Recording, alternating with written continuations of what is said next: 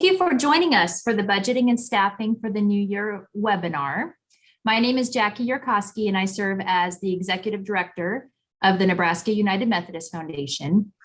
Throughout Kansas and Nebraska, the foundations help Methodist churches, ministries, and individuals be good stewards of the resources they have been entrusted. And we're here to help you as a church. We're here to help you as an individual, better plan for your future. We do that through, from legacy giving and investment services to church grant opportunities, leadership development. Our focus truly is to help your church grow and your ministry to flourish. I will now turn it over to Dustin Petz, who serves as president of the Kansas Methodist Foundation. Thank you, Jackie. Welcome, everybody. Let us join together in a time of prayer as we begin. Gracious God, we ask and pray for your blessing to be upon us as leaders and the congregations and ministries that we get to be a part of. Help us to be good stewards of what you've entrusted to us.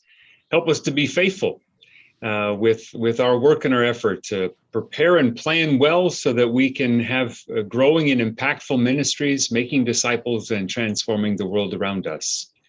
We pray for the staffs that we're a part of. We pray for our process of discerning how to prepare the resources and be good stewards of what we've been entrusted to make a difference in this coming year and future years. Pour out your Spirit upon us as we learn.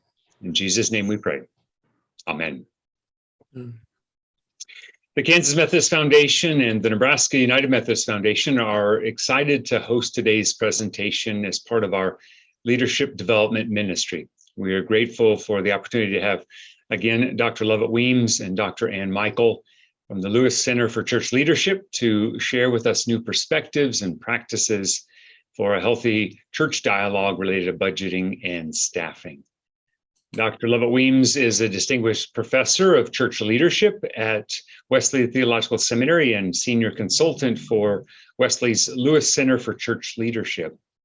Dr. Michel has served on the staff of the Lewis Center for Church Leadership since 2005. She teaches also at Wesley Theological Seminary in the areas of stewardship and leadership.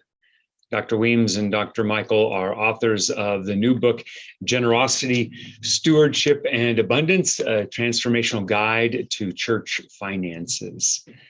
Lovett and welcome. Thank you so much for being here with us today. We look forward to your presentation. Great. Thank you very much to all of you for being part of this and for the invitation to join you once again for these webinars. We're dealing with budgeting and staffing today.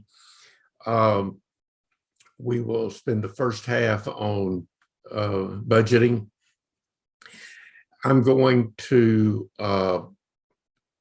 begin with a few comments about budgeting, and then we're going to take a block of time for discussion. And then Ann's going to share some ways to communicate the budget once we have that ready. So we began with some techniques and perspectives for planning your budget. Let's think about, as you think about developing your operating budget for the new year, that the purpose of that budget is to cover the annual operating expenses. The goal is to ensure that the mission is fulfilled in the coming year with vitality and sustainability. What that means is that you want to make sure that you're fulfilling the mission of your church to the best extent you can, given the resources you anticipate having. And you want to do it in a way that's sustainable, that you're not making decisions in this year that somehow will make the church vulnerable or undercut of the ministry in years going forward.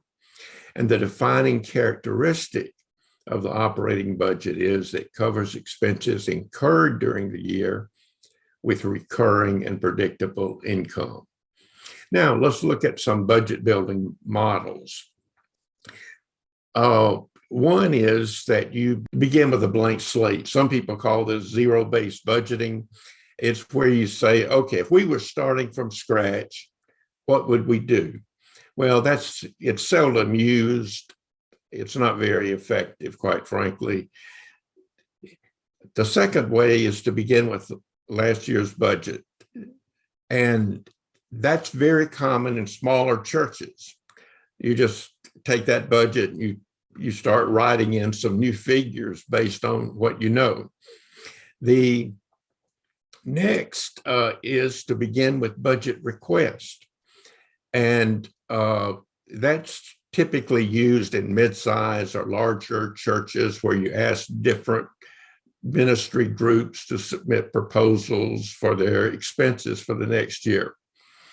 Another way that's not often used is you begin with income projections. Instead of beginning with the expenses, you project, this is how much we think we're going to have, and then the leadership pulls around trying to say, how best do we use that? And then the next way is you begin with program plans. This is rarely used also. This is where you would start and say, let's do our visioning for next year and let's lay out what God's calling us to do. And then you come back and you put costs with those. But as we'll see in the next slide, rarely is one model alone. As I went over those models, I'm sure there's one of those that is closest to what you're familiar with, but usually you have to draw from others, and there's this dynamic interplay that goes on. Now we're going to look at a slide that shows how you fund that operating budget. Think of those arrows as different streams of income available to meet the expenses you've laid out in your operating budget. There was a time when there would only have been one arrow in most churches, tithes and offerings. But today, most churches have different streams of income. It could be that there's some fees that are paid during the year, maybe wedding fees, or maybe people pay an amount and use your fellowship hall for a birthday party or something. Or there may be rental income where you rent a parking lot or rent some space you're not using. It could be that memorial gifts in your church go to the operating fund, or as some churches have an endowment that provides some income. Sometimes there are bazaars or fundraising appeals. And so you'd see, what are those streams? But the key words are those at the bottom of the slide: recurring and predictable income. You don't want to base your operations, things that are spent and used in one year, on income that's not recurring and not predictable. An example of that would be a bequest. You receive $10,000, a member has left you in their will. That's not recurring income. It's certainly not predictable income. There are many good ways to use that. You could put it in your capital or building fund. That's something that has a life longer than 1 year. You maybe have an endowment, or you set it up with the foundation. You could add it to that. So there are ways to use that. Operating budget is not one. Also, you want to avoid, maybe you have some surplus from past years or reserve fund. I hope you do have some kind of reserve fund. That is, using those to plug a deficit year after year is not a sustainable model. You eventually run out of that money.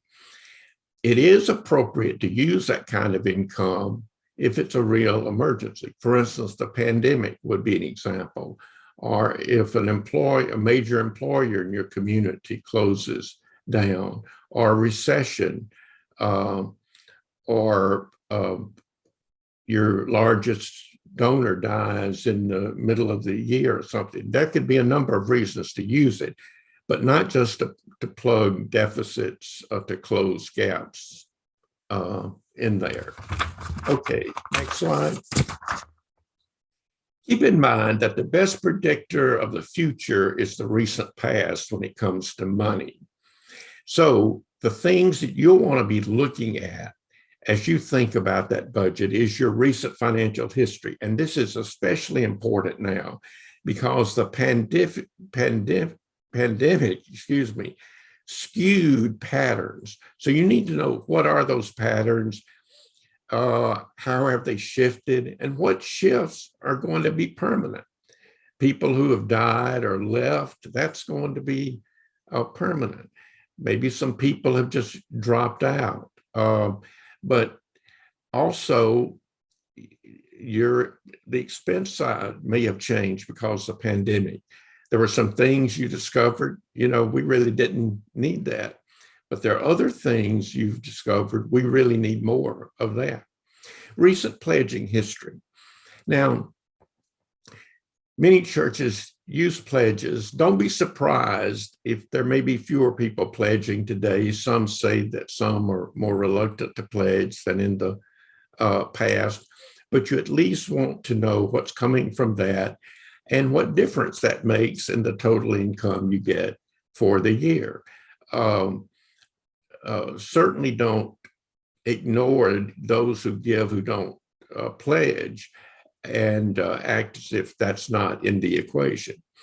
Income projections, I've mentioned some of those, like if you have user fees or something, you may not know exactly how many weddings are going to be or something, but you can look at the last 3 years and get a pretty good idea of what would be safe to put in there. And then review and increase income sources. Are there some income sources that with some effort, those could be increased? Or are there some new income sources that you might achieve? Now, let's turn to some questions as we get ready for the discussion time. Here are some challenges that typically come up in budgeting. What's your timeline? When do you begin? When do you end? What are the logical steps? What to do before the process begins? What information needs to be collected? What trends from the last few years do you need to look at? What does everyone need to be aware of?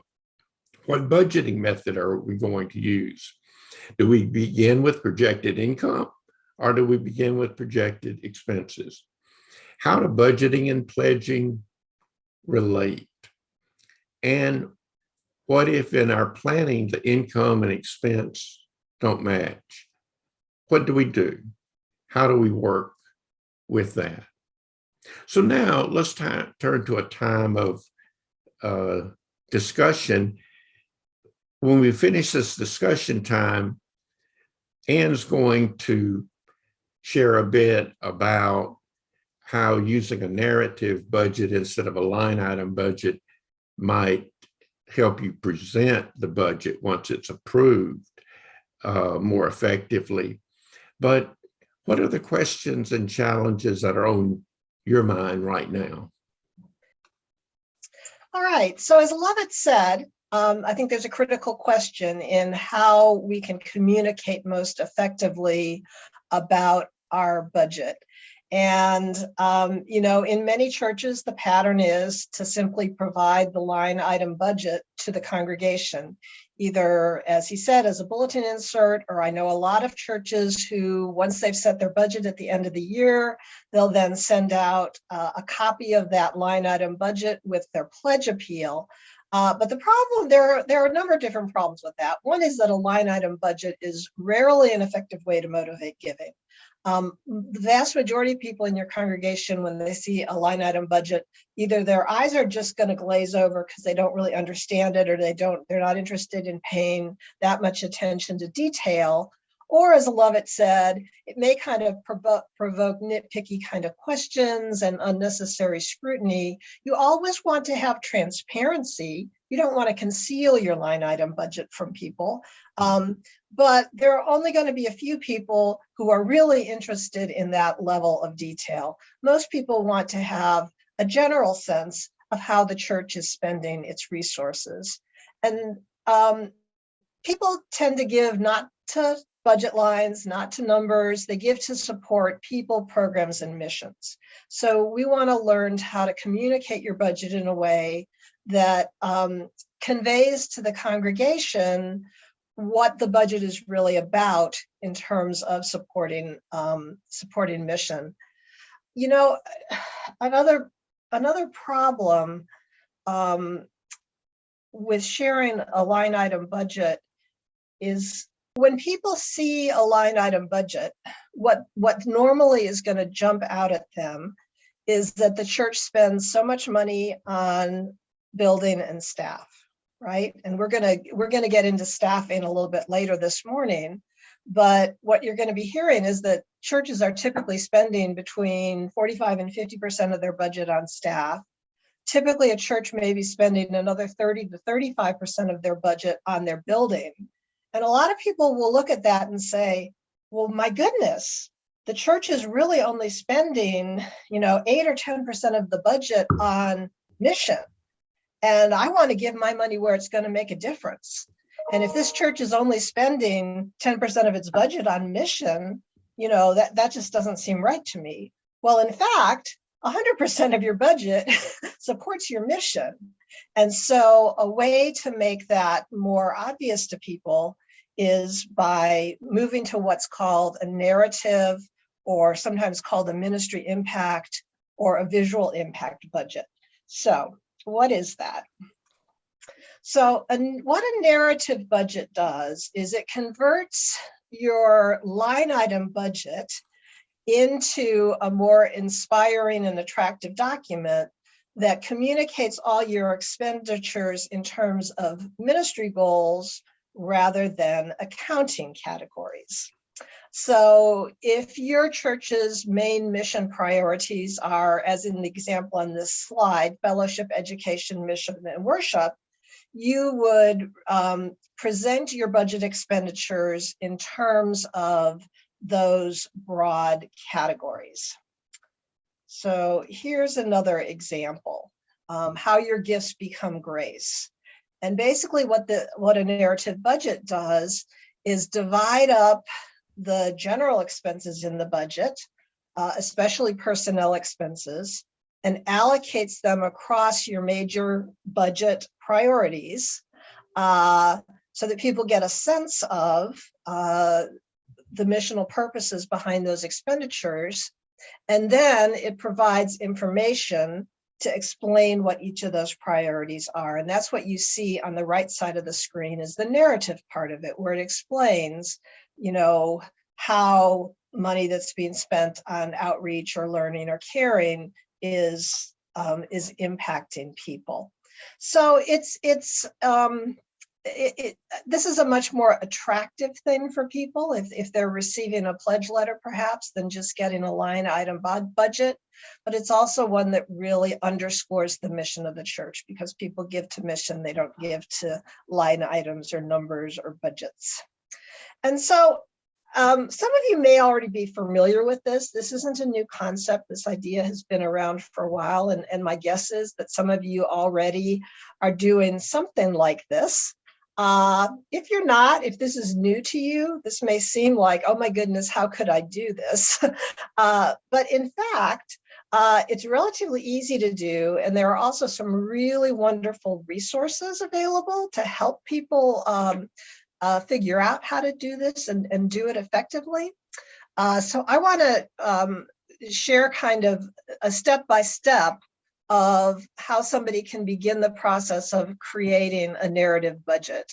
And so the first step would be to select those major mission categories that represent your church's activities and your budget. And so you probably want to stay to about 4 to 6 so that it is, clear and simple for people to understand.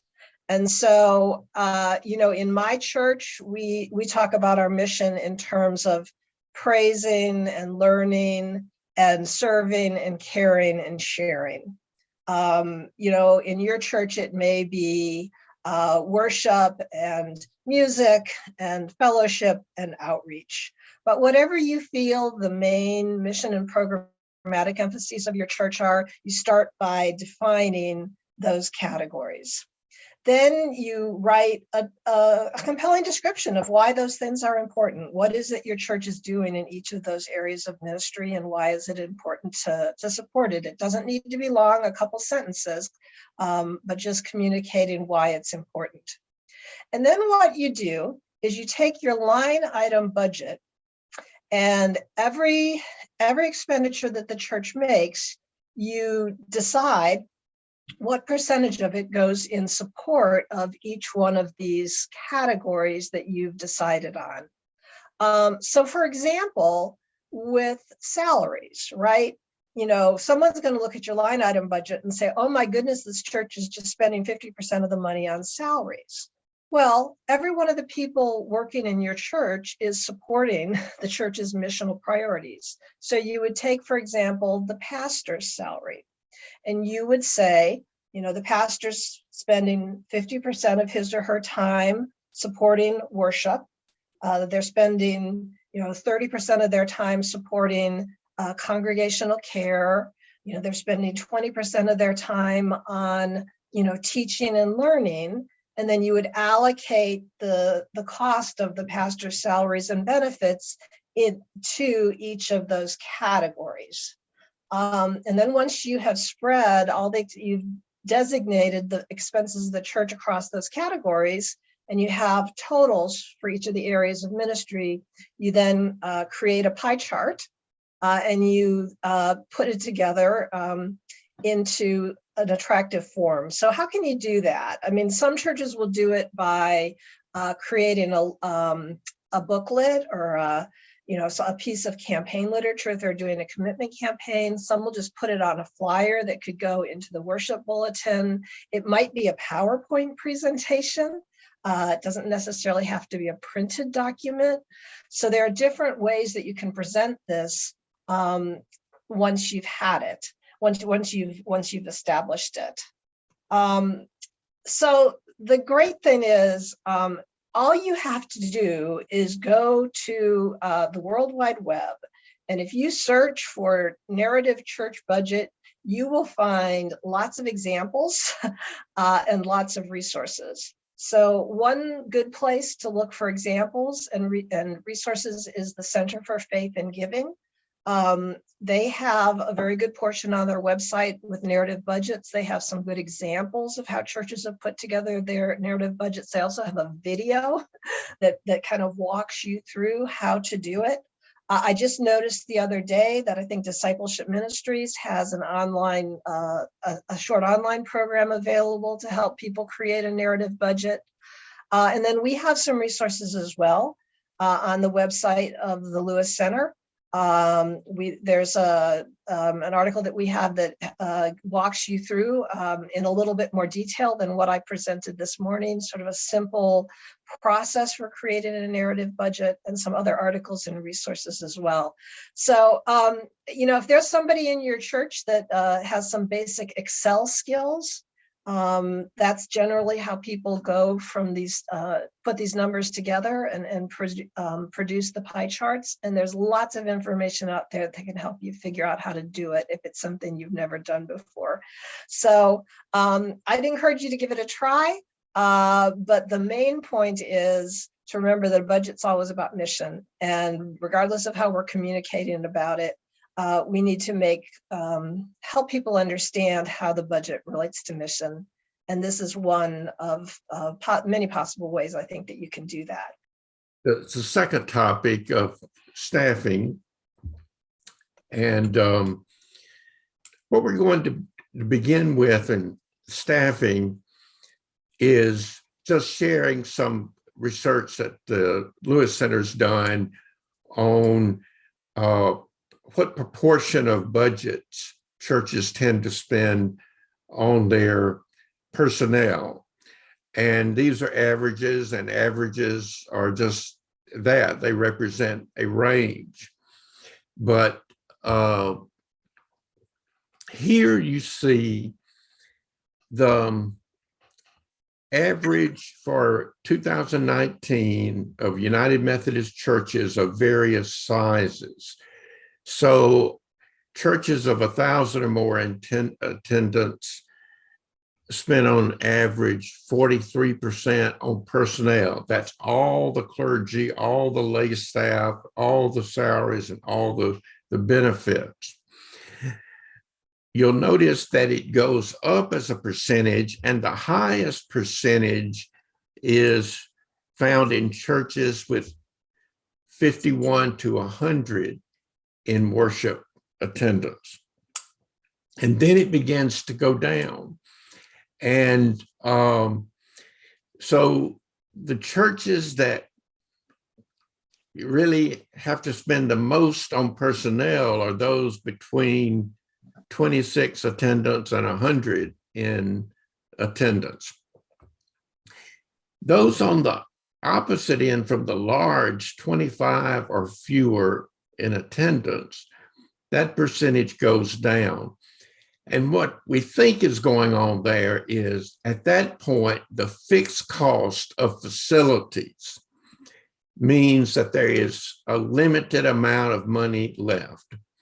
And most churches of this size are served by part-time or shared pastors or perhaps lay supplies.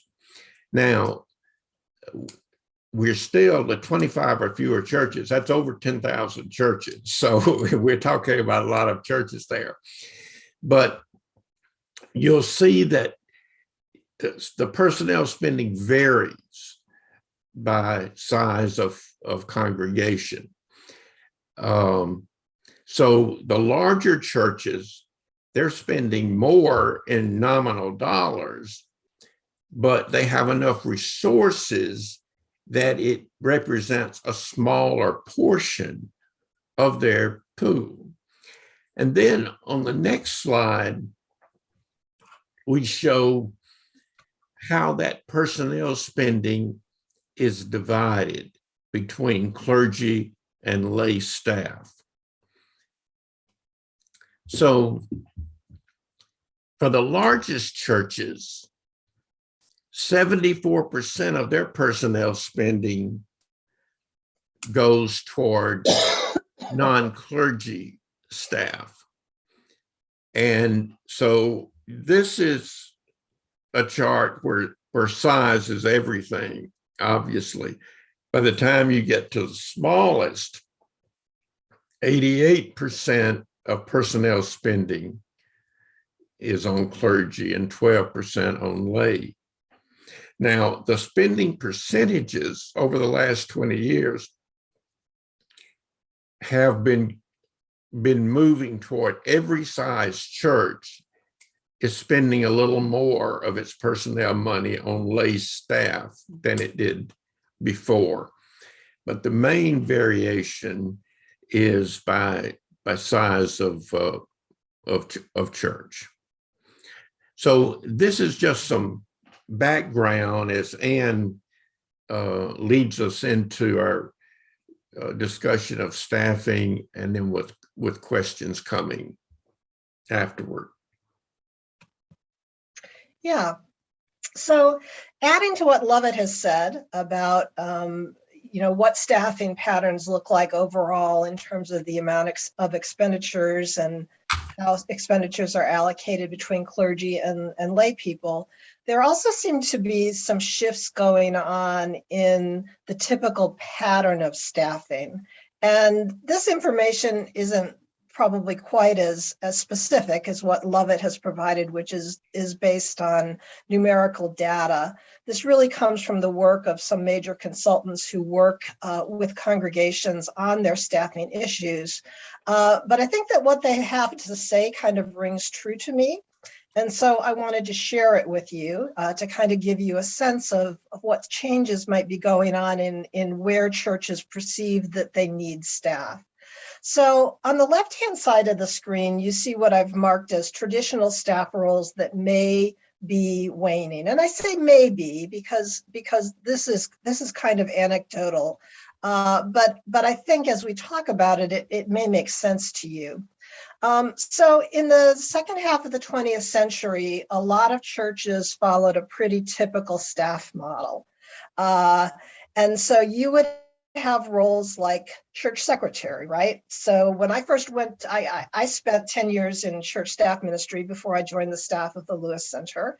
And when I joined that staff, we had not one, but several secretaries, and they spent their day doing things like recording the church's membership information on an index card file, and answering the phone and typing the pastor's sermons. And those are all things that people don't really have to spend time on so much anymore, because most of those tasks have become automated, and in becoming automated have become more decentralized. So a friend of mine who went to work for a large church, when they got there, they said to him, here's your laptop, this is your secretary, go and do ministry, right? And so there's the kind of work that happens in a church office in terms of clerical work is very different than it was a decade or two ago. Another role that seems to be changing is the role of business manager. And the main reason that this is changing is in part also due to computerization and automation, but also outsourcing. It's very easy now for any kind of organization to enroll in some kind of online payroll service, for example, that's simple and economical to do. So some of the functions that a bookkeeper or a church business manager may do, again, become automated or outsourced. Christian education and youth directors. In the second half of the 20th century, these were the baby boom years. Churches were full of families, large families with lots of children. This was the era in which everybody built big education wings, and they had age-level Sunday school classes every Sunday. And not only are there fewer children and youth in churches today, but there also seems to be a change underway in faith formation, to faith formation happening in ways that's less classroom based. And so the traditional things that a director of Christian education or even a youth director may have done in the past is happening in different ways now, and sort of a new paradigm is emerging. It's not really clear exactly how that's going to be, but a lot of the work that a Christian education director might have done in the past is different. And then with associate pastors, some of that is the case as well, but also there are fewer and fewer churches that can afford two clergy salaries. And so we don't see as many associate pastors as there used to be before. Now, this isn't true in every church, but this rings true to me in terms of what makes sense and what I think I'm seeing in some of the churches that I'm familiar with. What might be some of the newer roles that are becoming more important?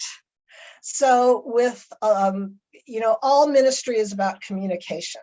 And I think effective churches are really appreciating that, and they're having to put more resources into what it means to communicate effectively, especially what it means to communicate effectively in a digital age. So it's not just that they may need help with communication, but they may need help from people who know how to manage electronic communication.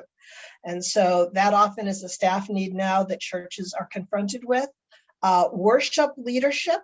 As churches have moved to more contemporary worship styles, they may need someone who's a worship leader as opposed to a choir master or an organist, or the paradigm of choral singing seems to be diminishing in churches, but in its place would be someone perhaps who leads the congregation in singing or worship.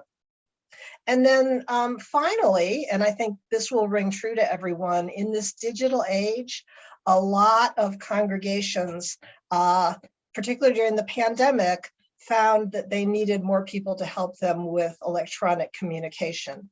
And so they probably were just scrambling in the early days of the pandemic to do what they needed to get online and support online worship. But now that that has become a more regular feature of church life, I know a lot of churches who have felt that they've needed to add some staff resources to support electronic worship, digital worship, and other media needs. So, this is just kind of a thumbnail sketch. It may not be what's happening in your church, but it does kind of ring true to me. And then I also wanted to talk about some of the ways that a church can know if they're overstaffed, essentially, right? Because there are, it's pretty easy, I think, for churches to end up with more staff than they need. Because, a lot of times a need will arise and they think that the way to solve the problem is to hire a staff person. And they often don't really, think it through very well. And then all of a sudden they've got staff and they don't quite know what to do with them, or they've got more staff than they can afford. So I wanted to suggest some questions that you can ask to think about whether a particular staff position is really needed or whether you're overstaffed in general. And the first really key question with any staff position, whether you're adding a new staff position or whether you're thinking about whether a current staff position is still needed, is, can a volunteer reasonably do the job, right? And so when churches first think about hiring staff, it's because a job has become either too large or too specialized to expect that a volunteer could reasonably do it. And this is going to vary a lot depending on church size. In a very small church, it could be totally reasonable to expect that a volunteer would handle things like bookkeeping or childcare or mowing the lawn or whatever. But as a church gets bigger, it's no longer reasonable to expect that a volunteer could handle all those jobs. And that's when a church will start to think about hiring staff. And so that's the first key question. Another key question with any particular staff position is, are the goals and outcomes clearly understood? And sadly, a lot of churches hire people because they've got a problem area of ministry. Let's say they're struggling with youth ministry. And they decide, well, we really need to hire a person to focus on youth ministry. And they think the answer to their problem is going to be to bring somebody on board in a staff position. But the problem is just hiring somebody without, clear direction about what that person is supposed to do and what the vision for youth ministry is. That can end up being very unproductive. It can be unsatisfying for the staff person and not fruitful for the congregation. And so, if you have staff positions where people aren't clear about what they're supposed to be doing and what their outcomes are supposed to be, that's probably an area where you need to take a look as to whether those staff are really needed or whether they might need to be redirected in some way. Another question is, does the level of staffing contribute to what I'm calling the activity trap? And I'll explain to you what I mean by that. But what often happens in churches, particularly maybe if it's a church that's getting a little bit older, or maybe there aren't as many people or volunteers around as there used to be, they feel like they need to hire staff just to keep everything going. Okay, maybe they have a Sunday school and they're having a harder time getting volunteers. They're having a harder time getting volunteers to work in the nursery. So they say, well, let's hire people to do that. But there's kind of a paradoxical flaw in that thinking, because when you hire new staff in certain roles, their job basically is to create more activities. And, you may find all of a sudden that they're creating more activities and you need more volunteers than ever. And you have a proliferation of marginal programs that are struggling to succeed. And unless you're adding new people, just adding new staff that are going to just try to keep programs going that you really don't have enough people to support anymore, it can just sort of increase the level of burnout and frustration. And so this is really a risk in declining membership churches that are just trying to maintain their level of programming, even if it doesn't fit their level of attendance anymore. And the answer to this problem really is right-sizing your ministry, not just hiring more people to keep all these activities going if you don't have enough people to support them. The fourth question is, are your staff spending too much time with one another? Okay.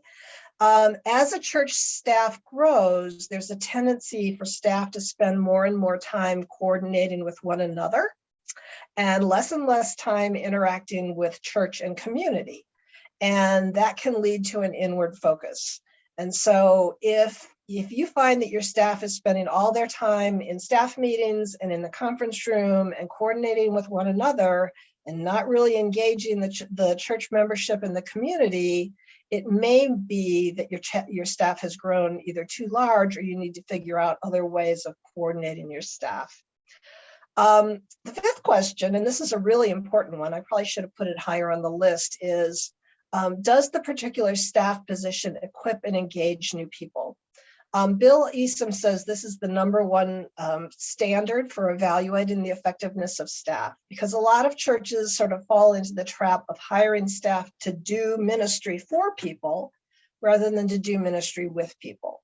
And you want to have staff that are building capacity in terms of engaging new people, engaging volunteers. If your staff is just doing the ministry on behalf of the congregation, that's a poor sign, and you want to think about whether you can find a way to reorient that. And then the final question would be, are your staff salaries crowding out other budgetary needs? And this relates back very much to what Lovett was sharing in terms of the benchmarks of what percentage of a church's overall budget is going towards staffing. But churches can easily end up with too much staff, especially because it's very hard for churches to let people go. And so if they end up spending too much of their budget on staff, there are probably other things that they need to be spending money on that they're not, like, say, deferring maintenance, or maybe getting behind with their apportionments or other very important payments. And so that would be another sign that you need to be thinking about what your overall staffing level is. So with that, I want to move us into discussion. But before I take the slides down, I just wanted to pose these two overall questions, and then maybe you'll have some more specific questions. But the two questions I kind of wanted to put to the group is, what are the trends that you're seeing in your setting? And then what questions and challenges with regard to your staff level are most pressing currently?